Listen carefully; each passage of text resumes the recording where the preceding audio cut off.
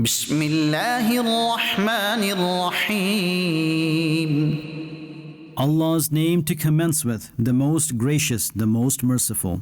يا أيها النبي إذا طلقتم النساء فطلقوهن لعدتهن وأحصوا العدة واتقوا الله ربكم لا تخرجوهن من بيوتهن ولا يخرجن إلا أن يأتين بفاحشة مبينة وتلك حدود الله ومن يتعد حدود الله فقد ظلم نفسه لا تدري لعل الله يحدث بعد ذلك أمرا.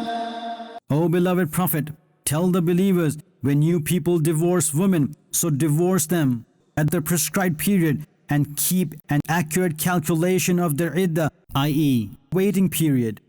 And O Muslims, fear Allah, your Lord. Do not banish them from their husbands' homes, nor should they leave themselves during their iddah period, unless this, that they commit any open indecency. And these are the limits of Allah. And whoever transgresses the limits of Allah, indeed he has done wrong to himself. You do not know, maybe Allah will send a new command afterwards. فإذا بلغن أجلهن فأمسكوهن بمعروف أو فارقوهن بمعروف وأشهدوا ذوي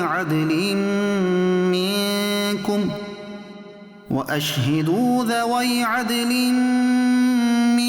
منكم وأقيموا الشهادة لله ذلكم يوعظ به من كان يؤمن بالله واليوم الآخر ومن يتق الله يجعل له مخرجا. Hence, when they are about to reach their appointed term, so hold them back with kindness, or separate from them with kindness, and make two credible men amongst you as witnesses, and establish testimony for the sake of Allah. Whosoever believes in Allah and the last day, he is advised with this. And whosoever fears Allah, Allah will create for him a way of salvation.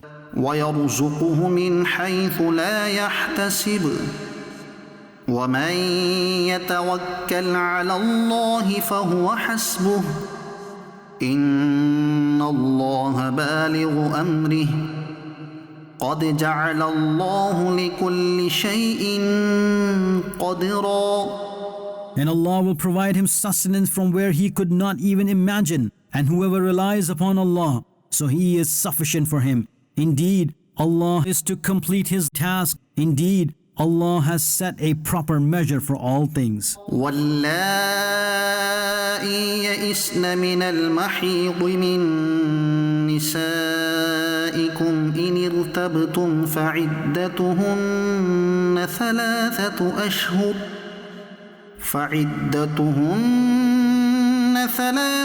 أشهر واللائي لم يحضن وأولاة الأحمال أجلهن أن يضعن حملهن ومن يتق الله يجعل له من أمره يسرا. And for those of your women who have no hope of menstruation, if you have any doubt, so their iddah is 3 lunar months, and 3 lunar months is also for those who have not yet had menstruation. And the appointed period for the pregnant woman is this, that they deliver their burden, i.e., give birth. And whoever fears Allah, Allah will create ease for him in his matter. ذلك أمر الله أنزله إليكم ومن يتق الله يكفر عنه سيئاته ويعظم له أجرا. This is Allah's command which He has sent down towards you. And whosoever fears Allah, Allah will erase his sins and bestow upon him great reward.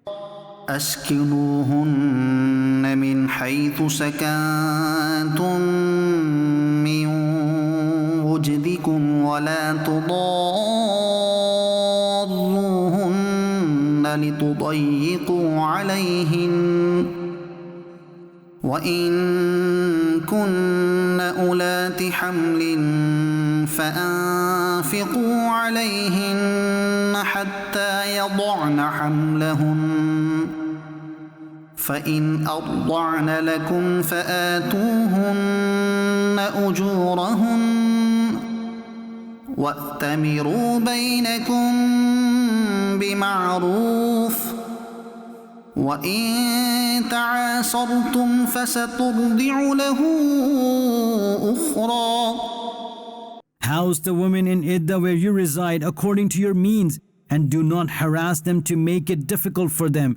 And if they are pregnant, so give them provision till their child is born. Then if they suckle the child for you, so pay them its due compensation and consult with each other in a reasonable manner. And if you mutually find it difficult, so it is likely that another woman may be found to suckle him. لينفق ذو سعة من سعته ومن قدر عليه رزقه فلينفق مما آتاه الله لا يكلف نفسا إلا ما آتاها سيجعل الله بعد عسر يسرا. The one who is capable should provide according to his means, and the one whose sustenance is restricted upon him, he should give provisions from what Allah has given him. Allah does not burden any soul except according to what He has given it. It is close that Allah after hardship will give ease. وكأي من قرية عتت عن أمر ربها ورسله فحاسبناها حسابا شديدا وعذبناها عذابا نكرا. And the people of many a town rebelled against the command of their Lord and His messengers. So we took severe account from them and punished them with a horrible punishment. فذاقت وبال أمرها وكان عاقبة أمرها خسرا. They therefore tasted the evil result of their doing, and the outcome of their doing was only loss. أعد الله لهم عذابا شديدا فاتقوا الله يا أولي الألباب الذين آمنوا قد أنزل الله إليكم ذكرا. Allah has kept ready a severe punishment for them. Therefore, fear Allah, O men of intellect, those who believed. Indeed, Allah has sent down honor for you. رسولا يتلو عليكم آيات الله مبينات ليخرج الذين آمنوا وعملوا الصالحات من الظلمات إلى النور ومن يؤمن بالله ويعمل صالحا يدخله جنات تجري من تحتها الأنهار خالدين فيها أبدا قد أحسن الله له رزقا. Allah sent that messenger who recites the clear verses of Allah to you, so that he may take those who accept faith and do good deeds away from the darkness towards the light. And whosoever believes in Allah and does good deeds, He will admit him into the gardens beneath which rivers flow, abiding in them forever and ever. Indeed, Allah has kept an excellent sustenance for him. الله الذي خلق 7 سماوات ومن الأرض مثلهن يتنزل الأمر بينهن لتعلموا أن الله على كل شيء قدير لتعلموا أن الله على كل شيء قدير وأن بكل شيء علما. It is Allah who has created the 7 heavens and the same number of earths as them. The command descends within them so that you may come to know that Allah can do all things and Allah's knowledge encompasses everything. صدق الله العظيم.